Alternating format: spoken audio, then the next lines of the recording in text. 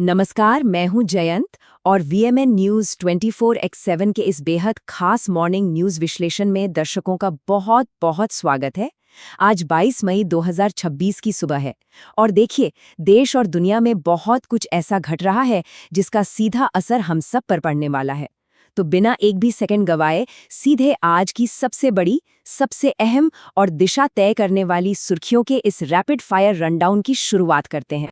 चलिए सीधे इस रैपिड फायर रनडाउन में गोता लगाते हैं। स्क्रीन पर आप जो ये अलग अलग तस्वीरें देख रहे हैं, ये आज की टॉप 5 खबरें हैं।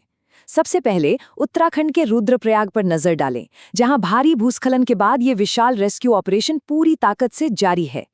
वहीं दूसरी तरफ पश्चिम बंगाल में घुसपैठियों के खिलाफ एक बहुत बड़ा सुरक्षा अभियान शुरू हो गया है। तीसरी अहम खबर दिल्ली एनसीआर से है। वहां टैक्सी और ऑटो की देशव्यापी हड़ताल ने यातायात को सचमुच रोक कर रख दिया है। इसके अलावा वैश्विक स्तर पर देखें तो इबोला के बढ़ते खतरे ने चिंताएं बढ़ा दी हैं, जिसके चलते एयरपोर्ट्स पर बेहद सख्त स्वास्थ्य एडवाइजरी जारी कर दी गई है। और पांचवी सबसे बड़ी खबर मौसम विभाग की तरफ से आया भीषण हीट वेव का वो अलर्ट है, जिसने सबको चौंका दिया है। इसी ऊर्जा को बनाए रखते हुए आइए अगली 5 प्रमुख खबरों की तरफ बढ़ते हैं। कूटनीतिक मोर्चे पर एक बहुत बड़ा डेवलपमेंट है। भारत ने संयुक्त राष्ट्र सुरक्षा परिषद यानी यूएनएससी में अपना रुख बेहद मजबूती से रखा है। उधर व्यापार जगत में एक ऐतिहासिक कदम उठाया गया है। स्पेसएक्स ने इतिहास के सबसे बड़े आईपीओ के लिए कागजात दाखिल कर दिए हैं। अर्थव्यवस्था की बात करें तो भारतीय रिजर्व बैंक के सटीक दखल के बाद रुपए की स्थिति में एक शानदार सुधार देखने को मिला है। खेल की दुनिया में भी हलचल है, जहां कप्तान हरमनप्रीत कौर ने आगामी टी20 विश्व कप को लेकर अपना विजन सबके सामने रखा है। और अंत में न्यायपालिका से जुड़ी बड़ी खबर। आज दिल्ली की अदालत बहुचर्चित लैंड फॉर जॉब घोटाले में अपना बेहद अहम फैसला सुनाने जा रही है। तो ये थीं सुर्खियां। अब राष्ट्रीय संकट और नागरिकों पर पड़ने वाले इसके सीधे प्रभाव की बात करते हैं। देखिए, हेडलाइंस तो अपनी जगह हैं, लेकिन असल सवाल ये है कि ये बड़ी राष्ट्रीय घटनाएं और हालिया नीतियां आम नागरिकों के हर रोज के जीवन को किस तरह से बदल रही हैं। आइए इसे करीब से समझते हैं। सबसे पहले इस नंबर पर गौर कीजिए, 10,000। जी हां, 10,000। ये कोई मामूली आंकड़ा नहीं है। केदारनाथ यात्रा मार्ग पर जो भयानक भूस्खलन हुआ था, वहां से सुरक्षित निकाले गए तीर्थयात्रियों की ये संख्या है। जरा इन रेस्क्यू फुटेज की तरफ देखिए। जो राहत अभियान चल रहा है, उसका पैमाना सच में हैरान करने वाला है। प्रशासन की त्वरित और युद्ध स्तर की इस कार्रवाई से ही इतने बड़े पैमाने पर लोगों की जान बचाई जा सकी है। अब इस दूसरी स्थिति को देखिए। एक तरफ वो सामान्य दिन होते हैं जब ट्रैफिक बिल्कुल सुचारू रूप से चलता है, और दूसरी तरफ है ये 3 दिवसीय हड़ताल की कड़वी वास्तविकता। किराए में बढ़ोतरी की मांग को लेकर टैक्सी और ऑटो यूनियनों ने जो हड़ताल की है, उसने दिल्ली एनसीआर की रफ्तार पर जैसे पूरी तरह से ब्रेक लगा दिया है। लाखों यात्री फंसे हुए हैं। ये साफ तौर पर दिखाता है कि कैसे एक नीतिगत मांग पूरे के पूरे शहर के यातायात को कुछ ही घंटों में ठप कर सकती है। अब बात मौसम की, जो इस वक्त किसी स्थानीय वायुमंडलीय ओवन या भट्टी से कम नहीं है। उत्तर और मध्य भारत के 10 से ज्यादा राज्य भीषण हीटवेव की चपेट में हैं। ऐसे में कुछ जीवन रक्षक आपातकालीन प्रोटोकॉल्स का पालन करना बिल्कुल अनिवार्य हो गया है।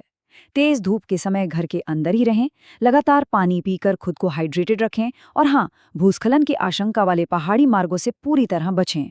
स्थानीय प्रशासन के जो भी आपातकालीन अलर्ट आ रहे हैं, उनका कड़ाई से पालन करें, क्योंकि ये सच में आपकी जान बचा सकते हैं।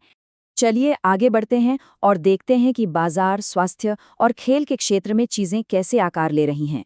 अंतर्राष्ट्रीय बाजार से लेकर सार्वजनिक स्वास्थ्य और खेल के मैदान तक कई बड़े बदलाव हो रहे हैं, जिन पर हमारी नजर होनी चाहिए। अर्थव्यवस्था के मोर्चे पर जो हुआ है, वो बहुत दिलचस्प है। रुपये के इस ग्राफ को ध्यान से देखिए। पहले जो लगातार 10 दिनों की भारी गिरावट थी, वो साफ दिख रही है, लेकिन फिर आता है ये तीसरा चरण, एक जबरदस्त उछाल। ये अचानक हुई रिकवरी बिल्कुल वैसी है जैसे किसी कसकर बंधी हुई स्प्रिंग को आप अचानक छोड़ दें और वो झटके से ऊपर उछले। रिजर्व बैंक ऑफ इंडिया के इसी सटीक और समय पर किए गए हस्तक्षेप ने बाजार के अर्थशास्त्र को स्थिर कर दिया है। बाजार की ही बात हो रही है तो एलन मस्क के इस ऐतिहासिक कदम को कैसे भूल सकते हैं।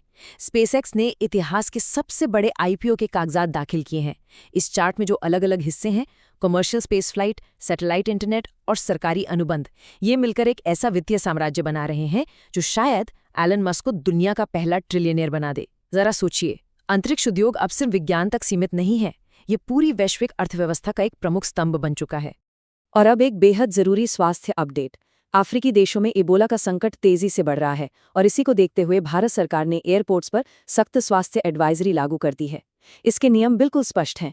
एयरपोर्ट पर पहुंचने वाले हर यात्री की अनिवार्य थर्मल स्क्रीनिंग होगी, पिछले यात्रा इतिहास की पूरी घोषणा करनी होगी और अगर जरा सा भी कोई लक्षण दिखाई देता है तो तुरंत मेडिकल आइसोलेशन में भेजा जाएगा। ये एक सख्त कदम है, लेकिन सार्वजनिक स्वास्थ्य की सुरक्षा के लिए ये बिल्कुल जरूरी है। और ये शानदार ढंग से दर्शाता है कि खेलों में एक स्पष्ट विजन का होना क्या मायने रखता है। भारतीय कप्तान हरमनप्रीत कौर का ये बयान कि 2020 वर्ल्ड कप जीतना महिला क्रिकेट के एक नए युग की शुरुआत होगी, ये महज एक आम उदाहरण नहीं है। ये महिला क्रिकेट के भविष्य को लेकर एक बहुत ही स्पष्ट और शक्तिशाली दृष्टिकोण है। ये सिर्फ एक टूर्नामेंट जीतने की बात नहीं है, बल्कि पूरी की पूरी खेल संस्कृति को बदलकर एक नए युग का दरवाजा खोलने की बात है। न्यूज़ विश्लेषण के इस अगले पड़ाव में आइए अब रुख करते हैं राष्ट्रीय सुरक्षा और कुछ बेहद महत्वपूर्ण न्यायिक निर्णयों की ओर। यहाँ हम राजनीतिक शोर से दूर सिर्फ और सिर्फ ठोस तथ्यों और वस्तुनिष्ठ जानकारी पर ध्यान केंद्रित करेंगे। सबसे पहले पश्चिम बंगाल की बात करते हैं। वहां की राज्य सरकार ने सीमा पार से होने वाली अवैध घुसपैठ के खिलाफ एक बहुत ही बड़ा सुरक्षा अभियान शुरू किया है। इस अभियान को नाम दिया गया है डिटेक्ट, डिलीट और डिपोर्ट, यानी पहले पहचान करना, फिर रिकॉर्ड हटाना और वापस भेजना। ये कदम पूरी तरह से प्रशासनिक और सीमा सुरक्षा नियंत्रण के उपायों पर केंद्रित है, जिसका उद्देश्य राज्य में अवैध प्रवासन को सख्ती से रोकना है। इसी बीच न्यायपालिका की नज़र से आज का दिन बहुत अहम है, क्योंकि दिल्ली की एक अदालत लैंड फॉर जॉब यानी ज़मीन के बदले नौकरी घोटाले में अपना फैसला सुनाने वाली है। इस मामले की ऐतिहासिक पृष्ठभूमि को अगर हम निष्पक्षता से देखें तो आरोप ये लगाए गए थे कि अतीत में रेलवे में नौकरियां देने के एवज में तत्कालीन रेल मंत्री के परिवार को ज़मीन के प्लॉट ट्रांसफ़र किए गए थे। आज की पूरी अदालती कार्यवाही और आने वाले फैसले का आधार यही ऐतिहासिक संदर्भ है। चलिए अब एक वरिष्ठ भू राजनीतिक विश्लेषक के नज़रिए से अंतर्राष्ट्रीय मंच की गहराई में उतरते हैं। संयुक्त राष्ट्र में भारत ने जो हालिया कूटनीतिक रुख अपनाया है, आइए उसका एक गहरा और प्रामाणिक विश्लेषण करते हैं।